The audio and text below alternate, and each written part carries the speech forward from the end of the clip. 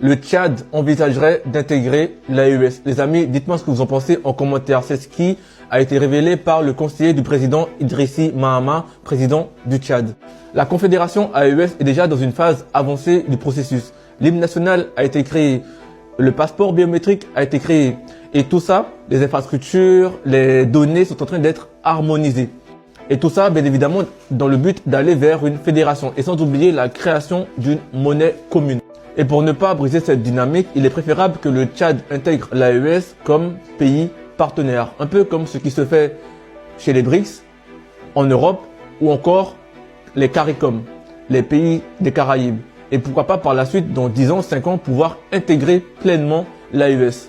Aujourd'hui, l'AES, le Mali, le Burkina Faso et le Niger ont mené des combats que le Tchad n'a pas menés. L'idéal serait pour eux d'aller directement vers la fédération.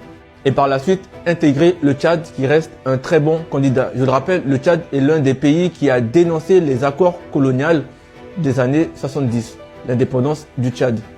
Le Tchad fait partie de ceux qui ont expulsé les bases militaires françaises de leur territoire. Le combat est le même et surtout, ce sont des peuples frères. Depuis le 30 avril, où BBC a compris que la plupart des personnes qui aiment le capitaine Ibrahim Traoré 100% sont des pays anglophones, BBC s'est retourné contre le capitaine Ibrahim Traoré. Il multiplie des publications pour insulter le capitaine Ibrahim Traoré. Vous n'avez rien compris. Nous, on a compris. Nous, on savait que après 30 avril, là, beaucoup des médias anglophones vont se retourner contre le capitaine Ibrahim Traoré parce qu'ils seront financiers pour mener une communication mensongère. BBC que vous voyez, la plupart de ses abonnés sont des pays anglophones. Donc nous, notre côté, c'est France 24 Zen Afrique. Et BBC à l'heure actuelle là, multiplie des fake news en croyant qu'il peut détourner l'amour des pays anglophones envers le capitaine Ibrahim Traoré. BBC, fuck you. Les Africains ont compris. Les Africains ont compris que la plupart des médias ne travaillent pas pour notre bien. Et vous allez lire leur. Le Mali a fini bientôt sa centrale thermique. Cette centrale thermique-là va permettre de couvrir la fourniture de l'électricité du Mali de 25%. Oui, 25%. Ils seront autonomes à 25% déjà avec seule la centrale thermique. Sans oublier que le général Assimi Goïta et son équipe ont mis en place des panneaux solaires qui sont également en cours de finition. D'autres sont finis, d'autres sont en cours de finition. Et il ne faut pas oublier qu'ils sont en train de réhabiliter les barrages électriques pour que le Mali puisse soit être autonome à 100% sur l'électricité. Le général Abdel Maïga, qui ne dort pas, qui ne dort plus, qui a pour seul objectif que le délestage au Mali soit terminé. Le Mali aura l'électricité 19 heures par jour. Oui, 19 heures par jour, il y aura l'électricité au Mali. Et dans quelques mois en plus, le Mali aura 24 heures sur 24 heures d'électricité. Oui, le délestage est terminé. Et moi, je félicite ici mon général Assimi Goïta et son équipe qui ont compris la raison première de leur venue. C'est sortir le peuple malien de la misère. Sortir le peuple malien de cette soumission qu'on leur a imposée. Là où les politiciens ventripotents, les politiciens gastriques ont échoué, vous, monsieur le président, vous venez de relever encore une fois le défi sécuritaire et aussi le défi de l'électricité. Oui, monsieur le président, les Maliens aujourd'hui se plaignent de moins en moins de délestage au Mali, alors que tout n'est pas encore terminé. Mais maintenant, quand tout va être terminé, ça va être comment? Tous les pays d'Afrique de l'Ouest et du Sahel vont les payer de l'électricité au Mali. Ceux qui veulent vous dire que les centrales thermiques polluent, vous leur dites qu'ils n'ont qu'à le dire ça aux Français. Qui depuis les années 1900, ils ont en place des centrales thermiques. Il y a encore 4 encore qui sont en France, 4 centrales thermiques qui devaient être fermées en 2023. Ils ont repoussé pour 2027. Parce qu'ils ne sont pas prêts à fermer les centrales thermiques. La France s'est développée grâce aux centrales thermiques. Oui, s'ils disent que les centrales thermiques là, sont polluantes, ils n'ont qu'à le dire ça aux Allemands. Les Allemands, encore, ils utilisent le charbon.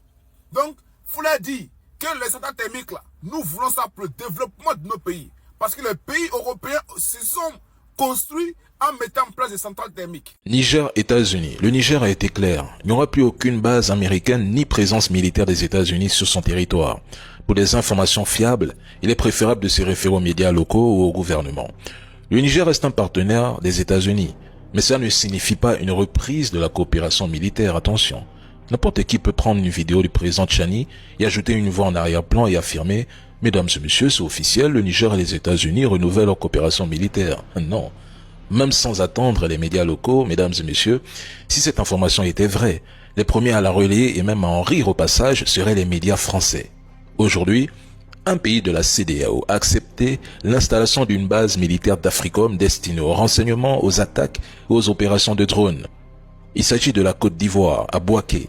Et rappelons-le, Bouaké n'est pas Agadez et Agadez n'est pas Bouaké. Donc, tous ces éléments doivent vous emmener à comprendre qu'il s'agit d'une fausse information, d'une fake news, d'une désinformation. En revanche, les relations commerciales entre le Niger et les États-Unis sont bien réelles.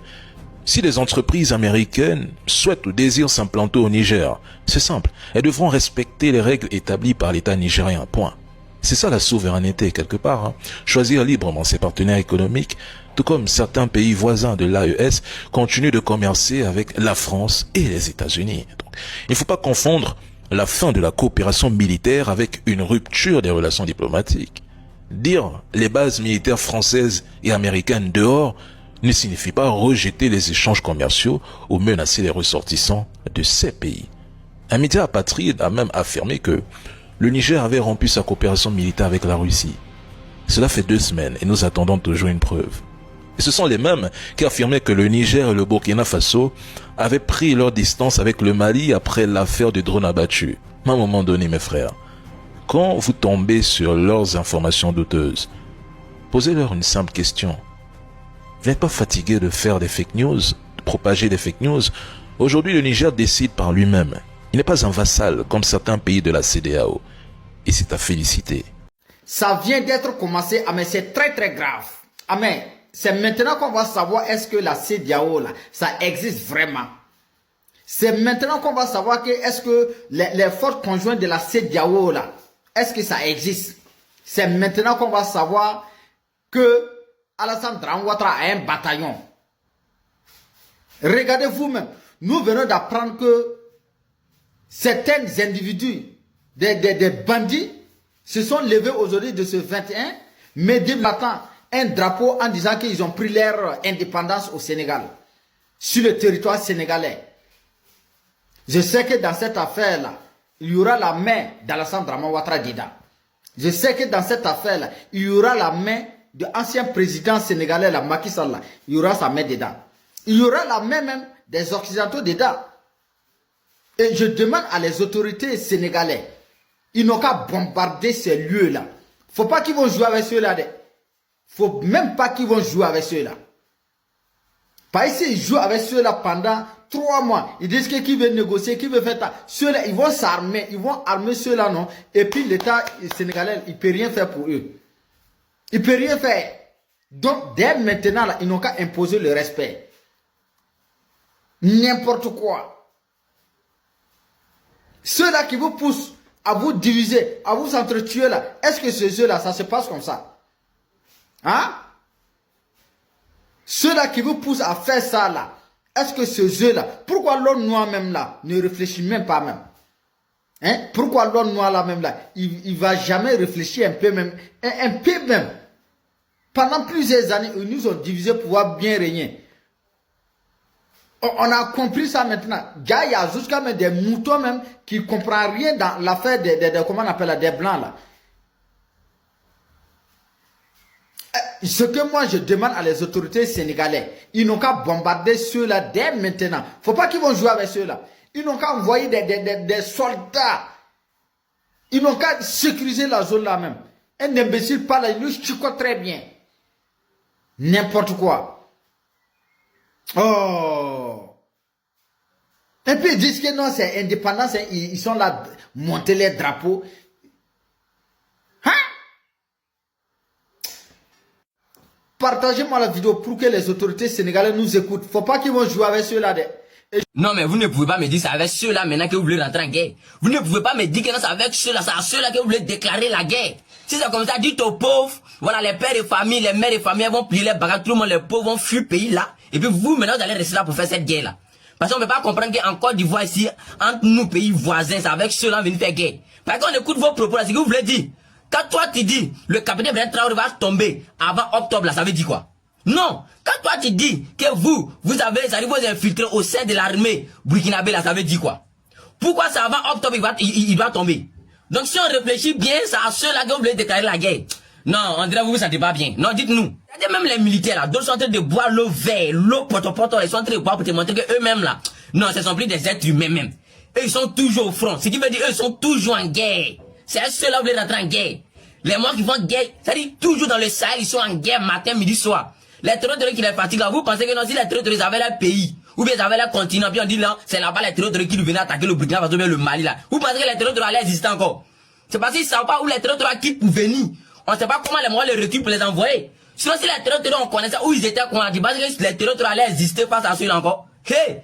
Amusez-moi ça, on a qu'à devenir président. Ceux-là, ils enlèvent caleçon très vite. On a qu'à dire la vérité. Comment toi tu veux venir, le président d'un autre pays va tomber avant octobre? Donc tu connais déjà la date. C'est que tu as les informations. Quand on parle de l'armée burkinabé, mais c'est pas quelqu'un qui doit vous dire parmi ceux-là, mais il y a des fous même, il y a des revenants même parmi ceux-là. Tellement qu'ils traquent les terroristes, les territoires coulés qui montent au territoire.